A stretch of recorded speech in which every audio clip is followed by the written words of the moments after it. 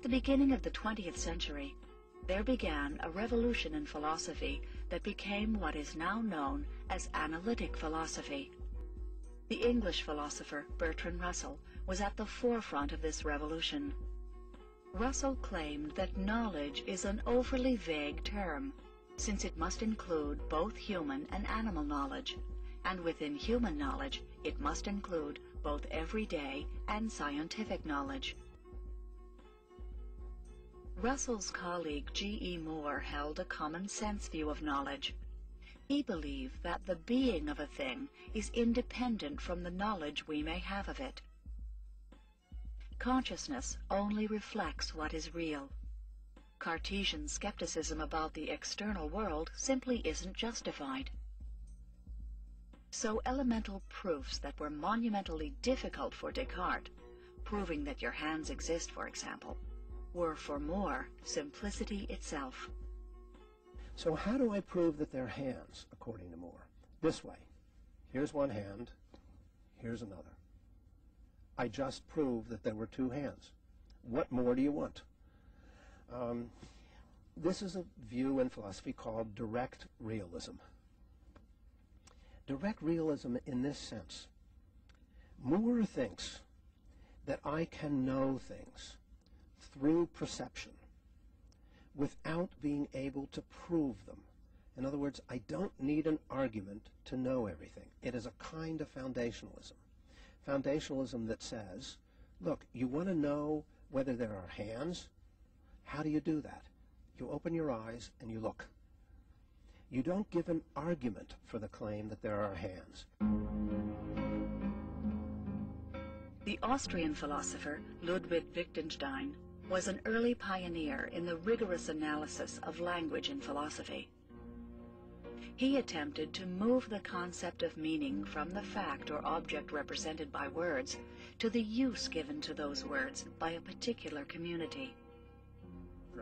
As language only acquires meaning when employed by people, any link between a given word and its object depends on the rules set by those who use that word. These rules define what Wittgenstein called language games.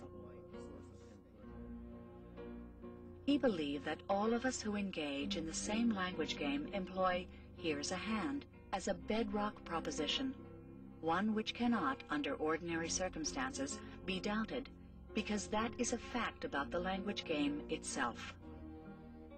Wittgenstein and other philosophers whom he influenced felt that philosophical questions are a matter of language.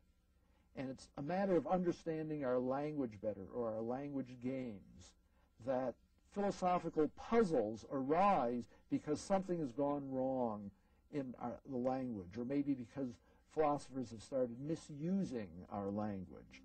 G.E. Moore's common sense epistemology was a form of foundationalism, the proposition that beliefs are ultimately justified by irrefutable foundational beliefs. Coherentism rejects this view entirely. A belief, say coherentists, can be called knowledge when it fits together with the rest of your beliefs. They believe that justification is not a linear process, but rather a collection of criteria that come together to justify a system of beliefs. The American philosopher Willard Van Orman Quine described this as the web of belief, a kind of seamless whole that is never immune from revision. In 1969, Quine wrote an article entitled "Epistemology Naturalized," in which he put forth a radical new vision of epistemology.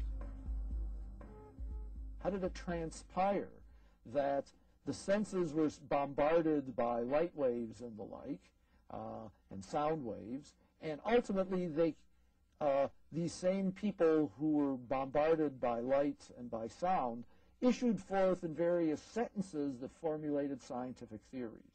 Or, if we can talk about beliefs, that they came to believe certain scientific theories about the beginning of the cosmos, the universe, or about what happened to the dinosaurs, and so on. How did that all happen? Well, that's a question for basically how the mind works, how do beliefs form and theories form? So that's a question for psychology, and Quine said in a very radical way, well, so epistemology should be part of psychology. The totality of our so-called knowledge or beliefs, from the most casual matters of geography and history to the profoundest laws of atomic physics or even pure mathematics and logic, is a man-made fabric which impinges upon experience only along the edges. Another major challenge to traditional notions of epistemology came in the form of a brief but penetrating article written by the American philosopher Edmund Gettier. Gettier assaulted the idea of justified belief with the following scenario. Suppose two people, Smith and Jones, went in for a job interview. They're sitting next to each other outside the boss's office, and as they're waiting, Smith watches as Jones counts the coins in her pocket. She has 10 coins.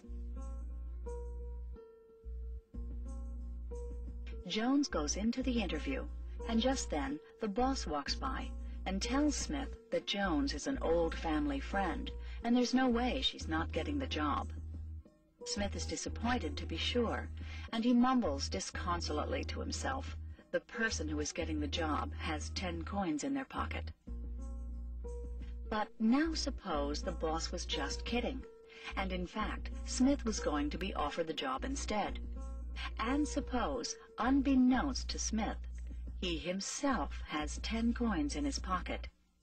While it's clear that Smith's statement that the person who is getting the job has 10 coins in their pocket is in fact true, it's equally clear that Smith does not know that it is true. He had a justified true belief, but he didn't have knowledge. The unavoidable conclusion, said Gettier, was that knowledge must be something more than justified true belief. After Gettier, philosophers struggled to find a new condition of knowledge. Traditionally, epistemology had taken the internalist view that everything necessary to provide justification is available to consciousness. Descartes and Locke, though worlds apart in many ways, were both internalists, in that for them, justification had to do with internal states of conscious awareness.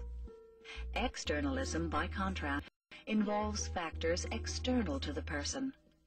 One of the externalist theories that arose after Gettier was the causal theory of knowledge.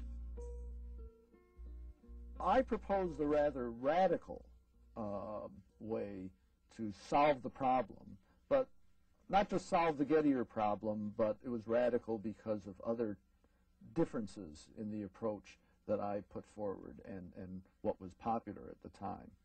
So I proposed the causal theory of knowing. The idea, the rough idea being that if your belief in your mind is causally connected up in an appropriate way with the fact that makes what you believe true, then you know it. But if it's not connected up in the right way, then you don't know it.